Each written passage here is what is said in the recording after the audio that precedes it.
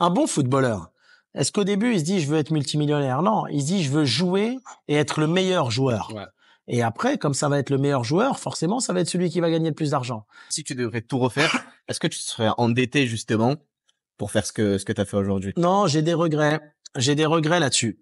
Parce que j'ai gagné beaucoup d'argent, mais j'y ai donné trop de temps. J'ai mis de côté ma jeunesse. Et tu vois, aujourd'hui, c'est tout con ce que je vais te dire, mais jouer au foot avec des potes, je le fais maintenant parce que ça m'a manqué. Okay. Tu comprends? Ouais. Il faut que vous gardez aussi cet aspect de votre jeunesse.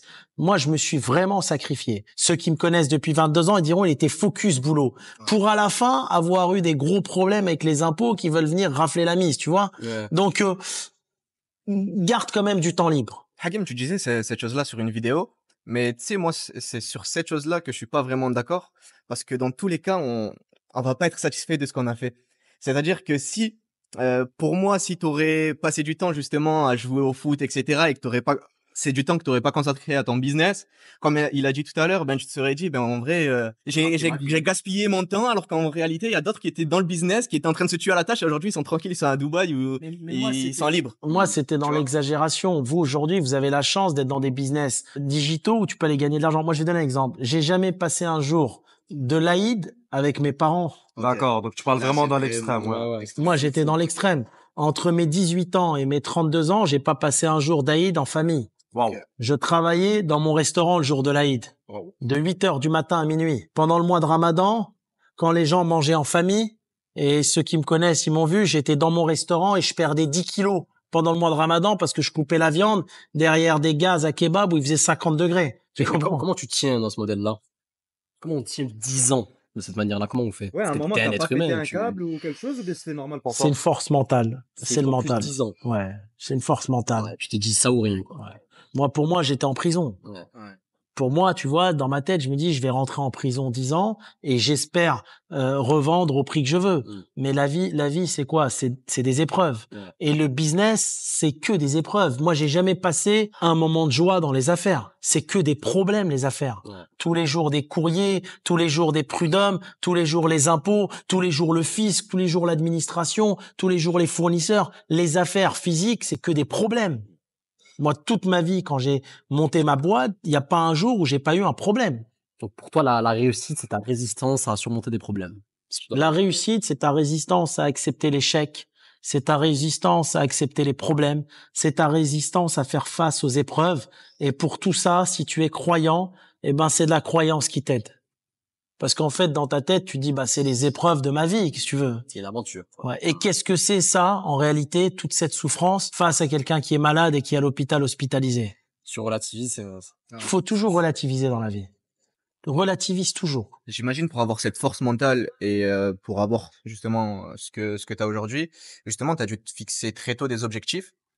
Toi, quels sont les objectifs que tu te fixais justement quand tu avais notre âge? Est-ce que c'était en termes de chiffres? Est-ce que tu disais, vas-y, chaque mois, je vais essayer de gagner 1 million par mois, ou est-ce que c'était d'autres objectifs? Qu'est-ce que tu te mettais en tête? En fait, moi, quand j'avais votre âge, j'étais pas du tout animé par l'argent.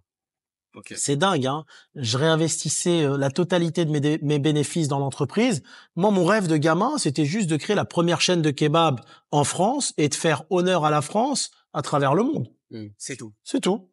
J'étais pas du tout animé par l'argent. C'est dingue, hein. Par contre, j'aimais bien posséder. Une fois, tu vois, il y a un ami, il me dit, mais moi, j'aime pas l'argent. Il me dit, toi, t'aimes pas l'argent, mais t'aimes bien le patrimoine. Tu vois, j'aimais bien acheter les immeubles, etc. Tu vois, parce que tu te sens en sécurité quand t'investis dans l'immobilier. C'est ta retraite. Ouais. Je pensais à ma retraite, si tu veux. Après, quand j'ai appris le système fiscal, parce qu'à votre âge, je le connaissais pas. Et quand j'ai vu, quand tu commences à prendre des 200, 300, 400 000 euros de loyer par mois, à la fin, il te reste rien tellement tu payes des impôts. Mais tu te dis, en fait, pourquoi je me suis cassé la tête à faire tout ça? Okay. Quand tu vois que tu vends une boîte, il dit, il faut réinvestir dans l'économie, sinon tu vas payer tant d'impôts, 50% entre la flat tax, entre l'IS, etc. Yes. Et tu te dis à un moment, parce que je connaissais pas l'imposition à votre âge, mais tu te dis, pourquoi j'ai fait tout ça? Pour donner 75% à l'État, ça sert à rien. C'est chaud. Okay. Donc toi, t'as préféré quel moment de ta vie? Le moment où t'investissais à fond dans le business? Parce que le business, justement, t'as ces relations humaines, etc. C'est un mode de vie. Ou est-ce que t'as préféré l'après, justement, quand t'allais investir, justement, les gains que t'as pu faire dans l'immobilier, etc. Chaque chose va avec un âge. Ouais. À 22 ans, tu peux te sacrifier parce que tu as la vie devant toi.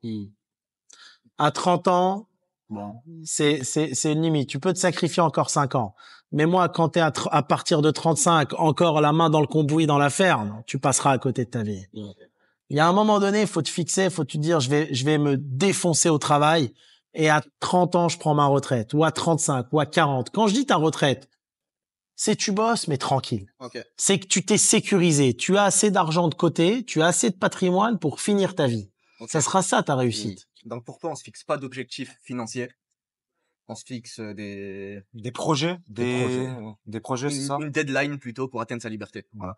Un bon footballeur, est-ce qu'au début, il se dit, je veux être multimillionnaire? Non, il se dit, je veux jouer et être le meilleur joueur. Ouais. Et après, comme ça va être le meilleur joueur, forcément, ça va être celui qui va gagner le plus d'argent. Mais je pense que quand tu penses à l'argent, tu fais jamais d'argent. Il faut penser au projet et faire bien ton projet. Ne pense jamais à l'argent. L'argent va venir tout seul.